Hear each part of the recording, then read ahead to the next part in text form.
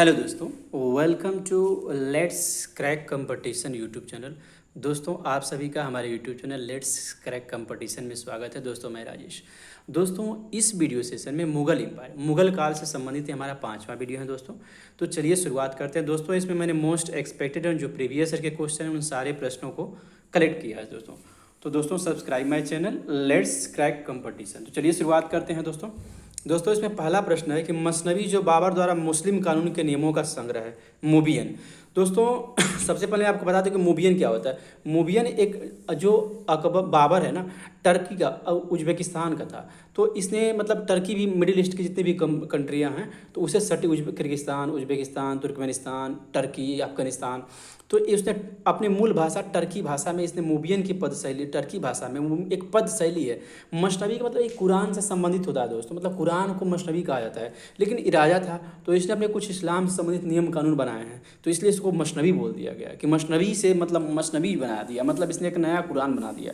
ठीक है दोस्तों, तो ये बात है। तो अब चलेंगे हम दोस्तों, आप ये बात ध्यान रखें कि जो बाबरे सॉरी दोस्तों, थोड़ा खांसी हो गया है। ठीक है, जो तुर्के बाबरी लिखी है ना, वो अब किस भाषा में लिखी है? इसने ये तुर्की भाषा में लिखी हुई है दोस्तों। इसने तुर्की भाषा में अपनी ऑटोबायोग्राफी जो है बाबर ने तुर्की भाषा में लिखी हुई है, न कि फारसी भाषा में।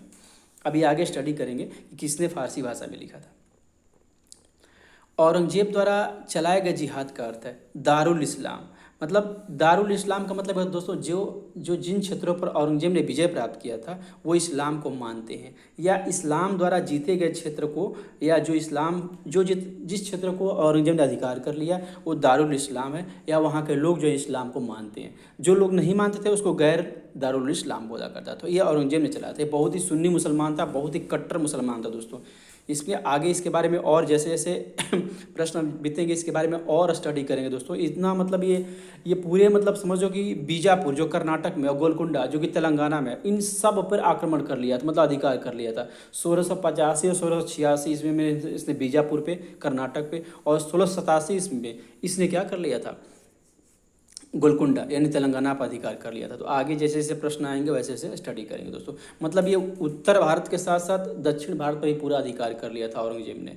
तो चलिए आगे बढ़ते हैं कि दिल्ली के लाल किले का निर्माण किसने करवाया था? तो शाहजहां ने करवाया था दोस्तों। ये मोस्ट इंपॉर्टेंट क्वेश्चन है।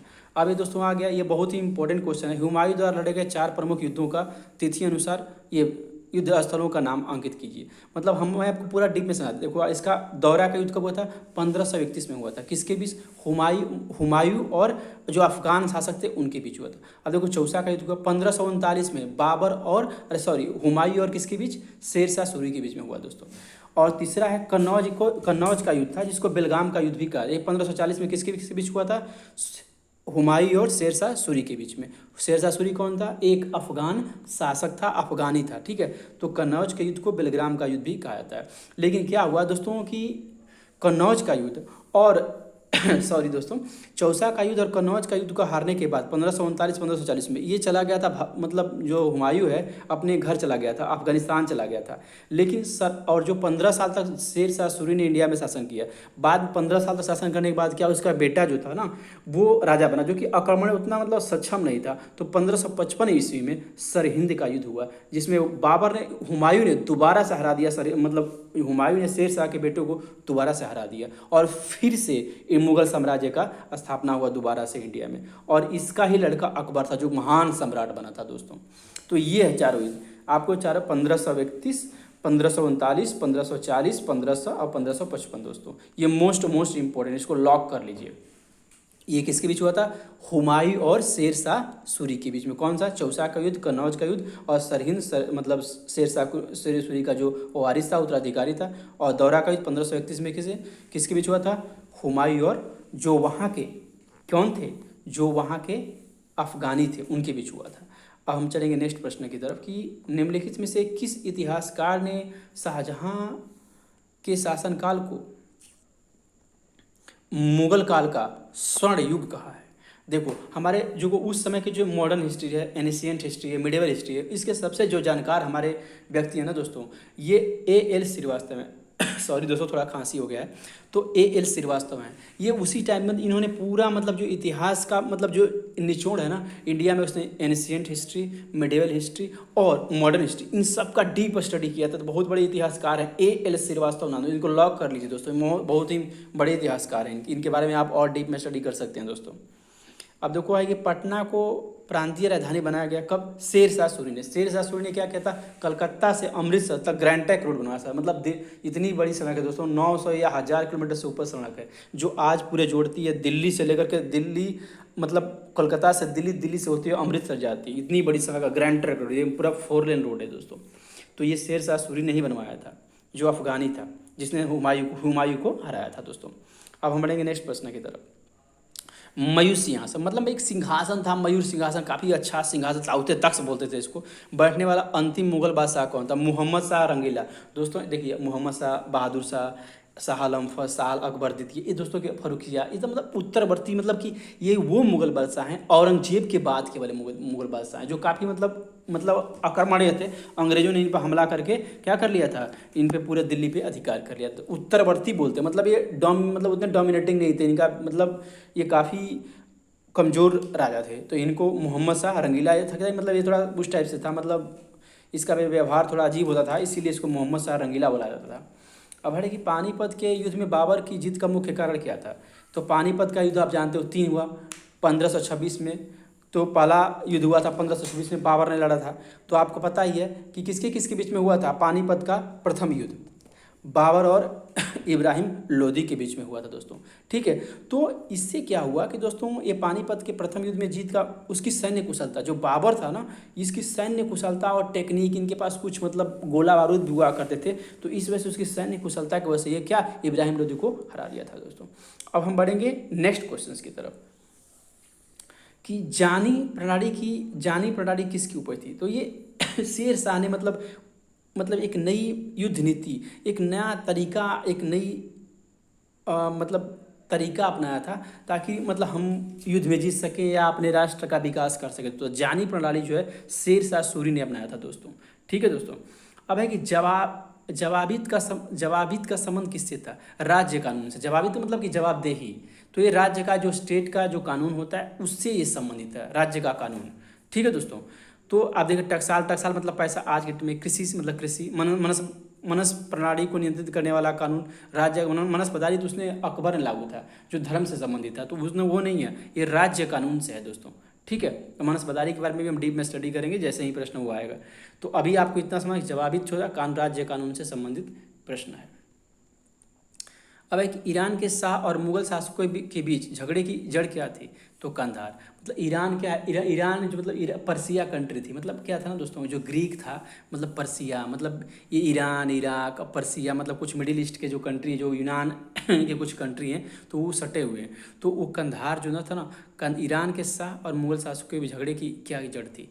तो मतलब क्या था कि जो कंधार था, कंधार जो अफगानिस्तान की राजधानी है, उस पर मुग़ल जो थे ना, मुग़ल क्या थे, आदना अफगानी, ये कुछ टर्किश थे, मतलब कुछ टर्की और की उज्बेकिस्तान, किर्गिस्तान, इससे सटे हुए थे। और जो अफ़गान थे वहाँ के मूल निवासी, तो ईरान के जो मतलब ईरान और अफगानिस्तान का रिलेशन अच्छा था, चाहे जो भी हो, तो ये मतलब कि आपस में लड़ा करते थे हमेशा। तो उसी को पूछा, कंधार जो है, जो अफगानिस्तान की राजधानी कहाँ? काबुल, काबुल से ही सटा हुआ कंधार है। तो ये बात है यहाँ पे।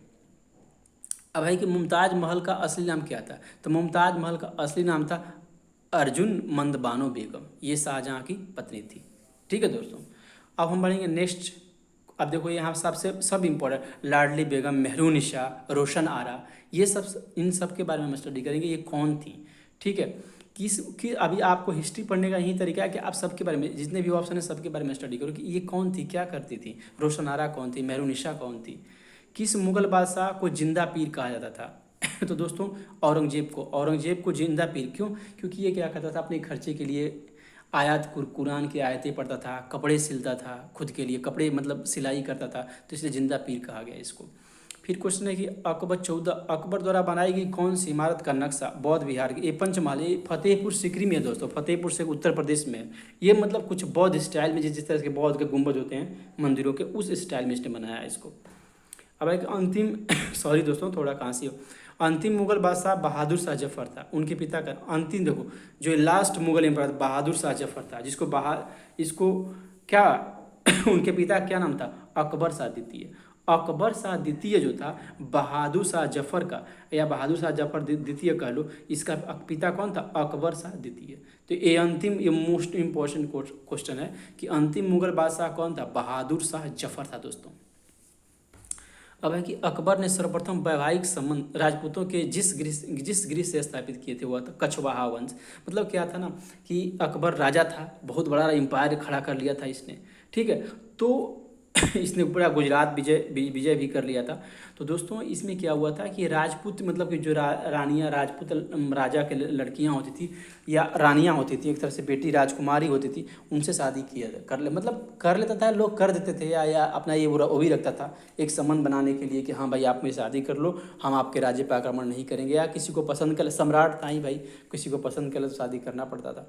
तो यही कछवाहा वंश से था। सबसे पहले कछवाहा वंश के, मतलब कि जो अकबर ने इस कछवाहा सिसोदिया, ठौरा बुंदेलो कछवाहा, ये सब राजपूतों के वंश था। कछवाहा वंश की जो राजकुमारी थी उसने इसे शादी की थी।